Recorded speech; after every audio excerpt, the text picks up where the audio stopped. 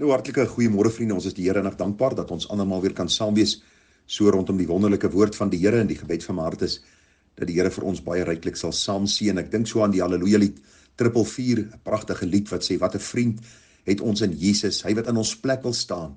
Wat 'n voorreg om gedurig tot God se troon deur hom te gaan. O, hoe verbeur ons tog die vreugde. Ag, hoe dikwels lê ons smart, net omdat ons nie ons node uitstort in God se Vaderhart. Wat 'n besondere Halleluja lied is dit net nie.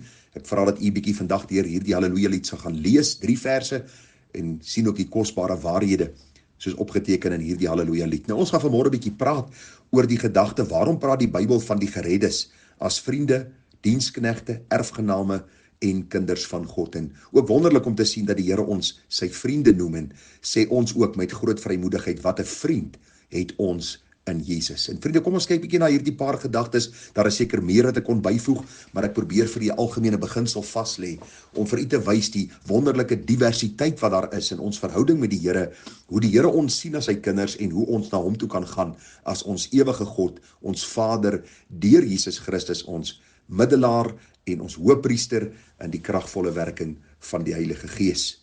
Nou vriende, as ons kyk na die gedagte van die Here noem ons sy vriende. Ek lees vir u daar in Lukas 12 vers 4. Jesus sê, ek sê vir julle my vriende, moenie vrees vir die wat die liggaam doodmaak en daarna niks meer kan doen nie. Johannes 15 vers 13 sê, groter liefde het niemand as dit nie, dat iemand sy lewe vir sy vriende gee. Julle is my vriende, as julle alles doen wat ek julle beveel. Ek noem julle nie meer diensknegte nie, omdat die diensknegt nie weet wat sy heer doen nie, maar ek het julle vriende genoem, omdat ek alles wat ek van my Vader gehoor het, aan julle bekend gemaak het. Is dit nie vir u mooi nie, vriende? Want u sien, vriendskap spreek van vertroue. Dit spreek van kameraadskap, om sake met mekaar te deel. En Jesus kom en hy sê vir sy apostels, en ook vir ons as gereddes, hy noem ons sy vriende. En hoor wat sê hy? Ek het julle vriende genoem, omdat ek alles wat ek van my Vader gehoor het, aan julle bekend gemaak het.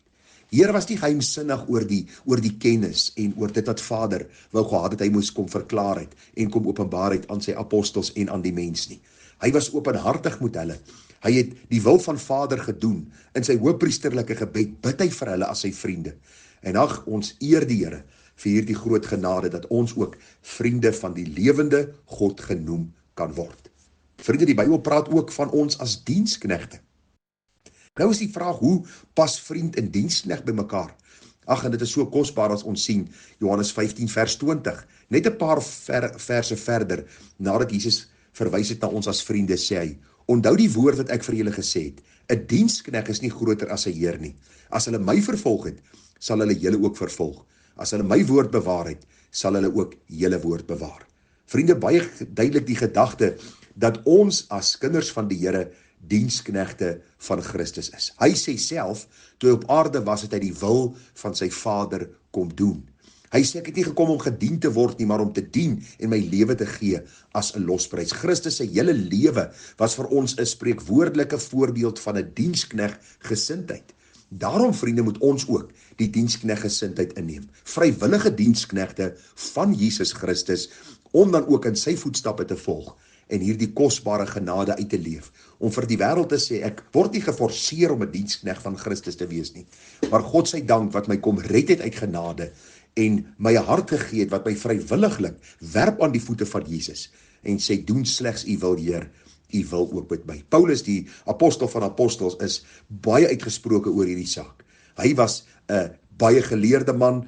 Paulus was 'n apostel van die Here, hy het kerke geplant, hy was 'n geestelike sterk leier en hy groet telke male die gemeentes en hy sê, Paulus, 'n diensknegt van Jesus Christus, 'n geroepe apostel, afgesonder tot die evangelie van God. Galasiërs 1 praat hy met die gemeente daar oor valse lering en hy sê, soek ek dan nou die guns van mense of van God?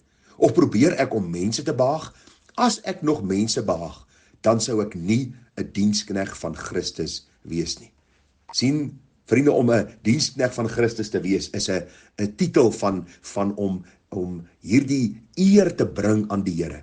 Om te sê, ek is 'n diensknegt van Christus, vriende, is eintlik 'n wonderlike titel wat ons ontvang, as hierdie weergeborenes, om te sê, ek wy my alles aan hierdie koning, aan hierdie meester, aan hierdie Here, want hy is waardig om te ontvang die lof, die eer die dank en die aanbidding van my hart. Verder praat die Bybel van ons as erfgename. Pragtig as ons kyk na Romeine 8 vers 16. Die Gees self getuig saam met ons gees ons kinders van God is, en as ons kinders is dan ook erfgename van God en mede-erfgename van Christus, as ons naamlik saam met hom lei, sodat ons ook saam met hom verheerlik kan word. Nou, ons almal weet wat 'n erfgenaam is, vriende. Dis wanneer iemand gesterf het, dan ontvang die kinders of dan die oorlewendes die erfporsie. En dis presies wat die Here vir ons sê. Christus is hierdie erfgenaam en ons gaan saam met Christus erwe, sê die Bybel.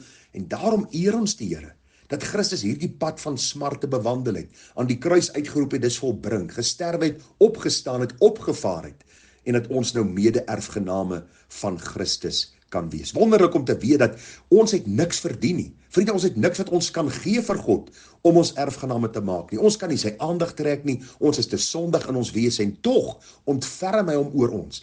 Hy gee vir ons 'n nuwe hart, hy kom vergewe ons sonde in sy seun Jesus Christus, en hy noem ons erfgename. Hoe besonder as ons die woord bestudeer. Galasiërs 3:29. En as julle aan Christus behoort, dan is julle die nageslag van Abraham en volgens die belofte erfgename. En vriende, as God 'n belofte maak, kan hy dit nie verbreek nie. Daarom gaan ons eendag die heerlikheid van die hemel beerwe, met Christus as die erekoning, as die wonderlike God wat op die troon van die hemel sal sit, en ons as sy vriende, as sy kinders, as sy diensknegte sal voor hom buig, en vir tyd en ewigheid lof en eer en dank aan hom bring. Ek sluit af, die Here noem ons ook kinders. Romeine 8 vers 14 sê, want almal wat deur die Gees van God gelei word, die is kinders van God. Die Gees self getuig saam met ons gees, dat ons kinders van God is. En hoe kosbare vriende, 'n kindskap spreek van hierdie eiendom. Ek is my pa se kind deur geboorte. My kinders is my kinders deur geboorte, en hoe kosbaar dat God sê, deur geboorte is julle my kinders. Wat se geboorte? Die wedergeboorte, waar God die Heilige Gees my donker sondige hart kom vernuwe, my geestelik kom lewe gee, en lewend maak, sodat ek kind van God kan word. En nou sê die Bybel, word ek oorgedra van die koninkryk van die duisternis na die koninkryk van die lig. Eens was die duiwel my vader, nou is God my vader. Vriende, eens het ek die vleeslike begeertes van die duiwel gedoen, nou wandel ek volgens die wil van my Vader. En ek weet ook wanneer ek gesondig het, en as ek gesondig het, het ek 'n voorspraak by die Vader, Jesus Christus, die regverdige, en vir tyd en ewigheid is ek kind van God. En die Bybel sê vir my, dat niemand my uit die hand van die Here sal ruk nie. Die Here sê in Johannes 10:28, en ek gee julle die ewige lewe. Julle sal nooit verlore gaan tot in ewigheid toe nie, en niemand sal julle uit my hand ruk nie. So wonderlik om te weet, as ons kinders van God is, dan is ons hierdie eiendom van God. Hy is ons Vader. En hoor pragtig stel Psalm 103 vers 13 dit vir ons. Soos 'n vader hom ontferm oor die kinders, so ontferm die Here hom oor die wat hom vrees. En dit is kosbaar om te sien, dat die Here hom ontferm oor sy kinders. Hy is lief vir sy kinders. Enige goeie pa, enige pa, vriende, wat omgee vir sy kinders, versorg hulle, beskerm hulle, sorg dat hulle warm is, dat hulle bed het om in te slaap, dat hulle voedsel op die tafel het. Hoeveel te meer ons hemelse Vader. Hy is baie meer werd en baie beter as die beste Vader op aarde. Daarom dank ons hom dat ons sy kinders kan wees. 1 Johannes 3 vers 1 sê, en ek sluit af. Kyk wat 'n groot liefde die Vader aan ons bewys het, dat ons kinders van God genoem kan word. Om hierdie rede ken die wêreld ons nie, omdat dit hom nie geken het nie. Dis die groot liefde van die Vader wat hy aan ons bewys het, dat ons kinders van God genoem kan word. Dis nie deur werke van geregtigheid wat ons gedoen het nie, maar na sy groot barmhartigheid het hy ons gered. En daarom kan ons sê Vader, en hy sê ja, my kind. Hoe kosbaar om dit te weet. Vriende, dit wys vir ons die diversiteit van ons verhouding met God. Dit wys vir ons hierdie kosbare verhouding wat ons het. Ons is vriende van God. Ons is diensknegte van God. Ons is erfgename van God en mede-erfgename van Christus. Ons is kinders van God. En ag, kan ons in hierdie môre net sê, loof die Here o my siel en alles wat in my is, loof sy heilige naam. Loof die Here o my siel en vergeet geen een van sy weldade nie.